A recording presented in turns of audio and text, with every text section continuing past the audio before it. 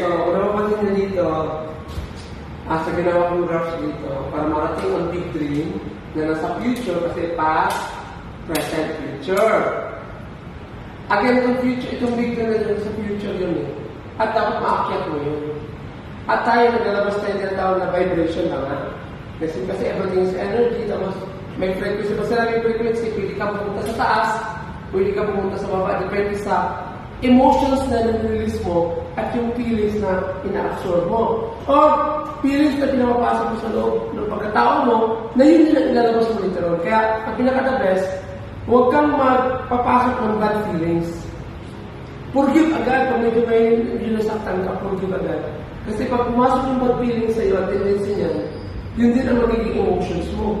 At kung naglabas ka ng bad emotions, yun ang mag-create ng vibration sa universe. Kung saan ang mabalik sa'yo, bad din. Bad attraction yun. At ang nangyayari sa buhay, hindi rin maganda. Pero kung baliktarin mo yun, punta ka sa high frequency na kung saan happy ka, you know how to ask forgiveness and you know how to forgive people na nagkasala sa'yo, then mag-release ka ng good feelings niyan. Wala kang hate. Ang tendency mo is na talagang happy ka lang. So, at saka pag happy ka, healthy ka, tama? So, tataas yung frequency mo. Makakarating ka dito sa higher frequency. Natural, pag napunta ka rin sa higher frequency, kasi nandun yung frequency ng big dream mo eh. Di ba, ang big dream mo, happy ka doon, kaya nga big dream mo siya eh. Pag nagtagumpay ka, di ba happy ka? Kasi nasa higher frequency yun. Hindi pwede na sa low frequency yun kasi, di ba, gusto mong ma-achieve yun na happy ka eh. Kaya pag happy ka palagi, naramdaman mo yun, nasa level ka sa taas. Ngayon kung nasa level ka sa taas, ang nangyayari niyan, sagap na yung frequency ng big dream mo. Ngayon, ang problema sa atin, hindi natin na-maintain yung feelings and emotions. Minsan happy, minsan sad, minsan happy, minsan sad. Pag ganun-ganun tayo, di ba? Kaya paano mo ma-maintain yun? Kaya always think na lahat ng mga hindi magandang nangyayari, may dahilan.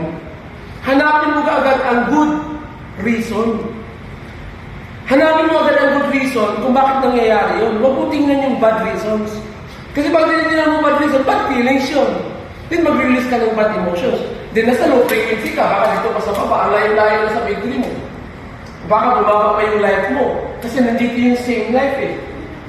Ngayon, para ma-maintain mo, tataasan mo yan.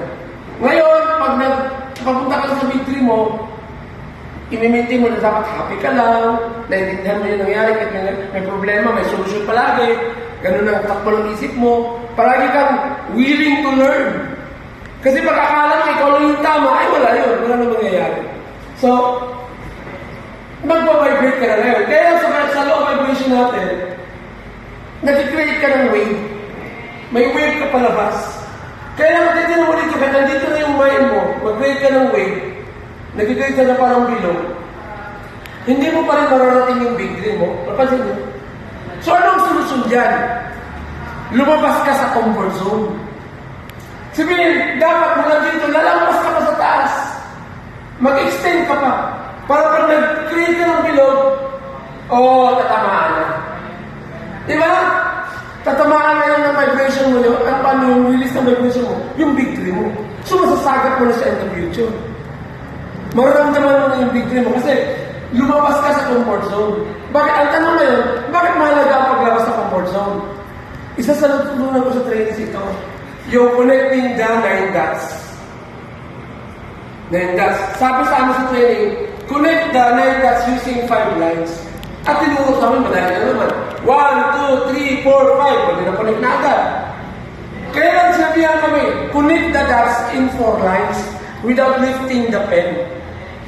Dito, kailangan na nang lumabas ka sa comfort zone. Kasi yun din ang solusyon dito. Lumabas ka sa comfort zone. Kaya nangyari ngayon, ito ang solusyon, ha? Labas, 1, 2, 3, 4. Lumabas ka! Di ba? Lumabas ka sa comfort zone. Parang dito, lumabas ka.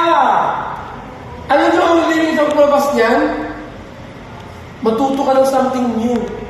Magbasa ka ng mga libro. Umattend ka ng mga trainings. Hindi mo pa alam ang lahat, dapat nasa isip mo yun. O di ba? Go out from your comfort zone, may papagawin ka sa sarili mo. Or else, hindi mo makukuha ang pangarap mo.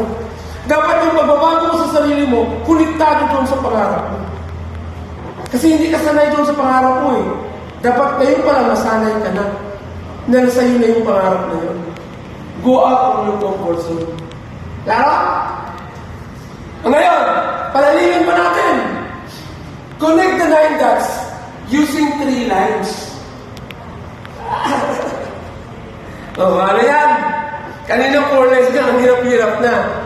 Ngayon, 4 lines kanina, mahirap-hirap. 3 lines pa. Mag-retell pa ako dito. 1, 2, 3, 4, 5, 6, 7, 8, 9. Gusto niya? Pakita ko sa inyo solusyon. Connect the 3, connect using 3 lines, connect the 9 dots. Ready ka na, ma'am? Okay, so ha?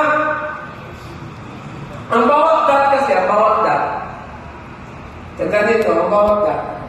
Meron siyang left side, meron center, meron siyang right side. Tama? Palakihin ko lang yung dot. Dito, ito, meron siyang left side, may right side. Punta ko sa gusto. Left side, center, right side.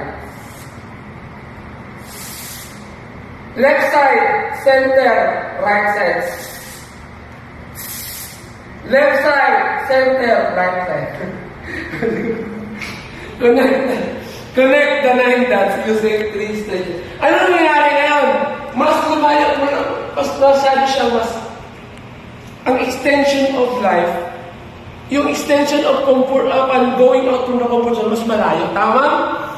So, mas malawak ang narating ng isipan mo dahil sa mga bagong nalalaman mo, mas maganda, mas marami ka pang tagumpay na makukuha. Klaro? Itong explanation dito, kung gusto mo makuha ang victory mo, mas lawakan mo. Lumabas ka sa comfort mo. Lumabas ka dito sa box. Lumabas ka sa box. Kaya pag lumabas ka sa box, mas mataas pa dito ang rating mo. Napansin mo dito, tumaas din dito. Ano ibig sabihin yan? Pay it forward. Sabihin sa pay it forward, habang nagtatagumpay ka, nakamit mo yung pangarap mo sa future, o narating mo na yung future, nakamit mo na yung pangarap mo, magbigay ka ng tulong sa nangangailangan.